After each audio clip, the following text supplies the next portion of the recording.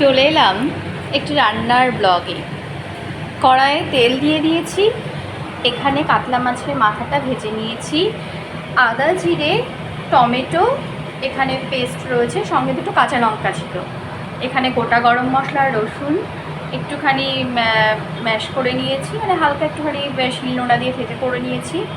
এখানে রয়েছে জিরে আর এখানে শুকনো লঙ্কা, এখানে অল্প একটু নুন আর চিনি।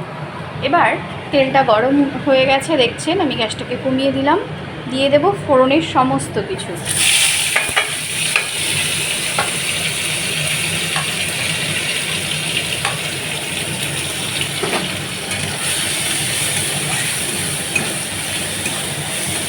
সুন্দর একটা গরম মশলা থেকে গন্ধ বেরোবে।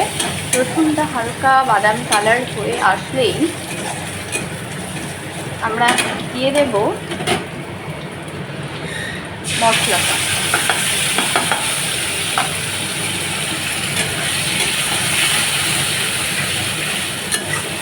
আর আমি এখানে পাশে ডালটাকে ফুটতে দিয়েছি, ডালটা সেদ্ধ হয়ে গেছে। ডালে আমি হলুদ দিয়ে দিয়েছিলাম আর অল্প একটু লবণ, দুটি কাঁচা লঙ্কা।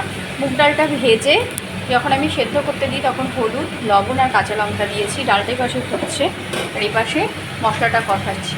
যেহেতু ডালে আমি হলুদ দিয়ে দিয়েছি তাই আমি মশলায় কোনো হলুদ অ্যাড করলাম না।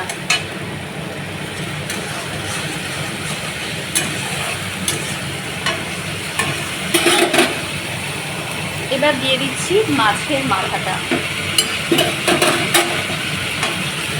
মাছের মাথাটা আমি এইভাবে একসাথে মশলার সাথে কষিয়ে নেব, এবং আমি এইভাবে যখন রান্না করি তখন খুন্তি দিয়েই এইভাবে মাছের মাথাটাকে ভেঙে নিই, তাহলে সুন্দরভাবে মাথার মধ্যে, মাছের মাথার যে ভেতরগুলো এগুলোর মধ্যে মশলাটা ঢুকে যায়।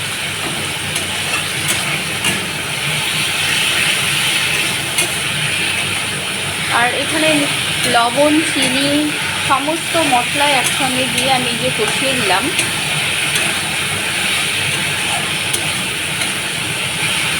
ফোড়নে শুকনো লঙ্কা, গোটা গরম মশলা, রসুন হালকা একটু থেতো করে আর জিরে দিয়ে দেবো। যেই মশলাটা ভাজা হয়ে আসবে ফোড়নের মশলা, তখন দিয়ে দেবো আদা জিরে টমেটো আর যে যেমন ঝাল খায় সেরকম পরিমাণে একটু লঙ্কা আর কি পেস্ট করে আমি দিয়ে, এই যে মশলাটা যখন কষা হয়ে গেছে তেল ছেড়ে দিয়েছে, এই পর্যায়ে আমি ডালটাকে অ্যাড করছি।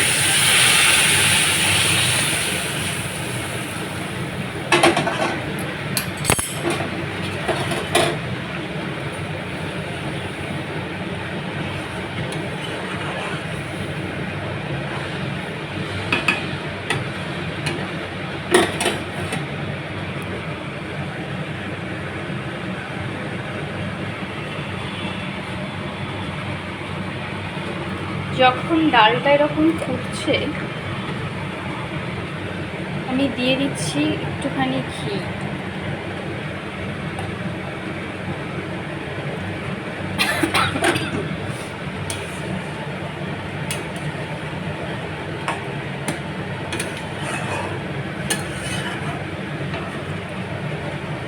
এবার গ্যাসটাকে আমি হাই থেকে একদম লোতে করে দিলাম আর দিয়ে দেব একটা ঢাকা।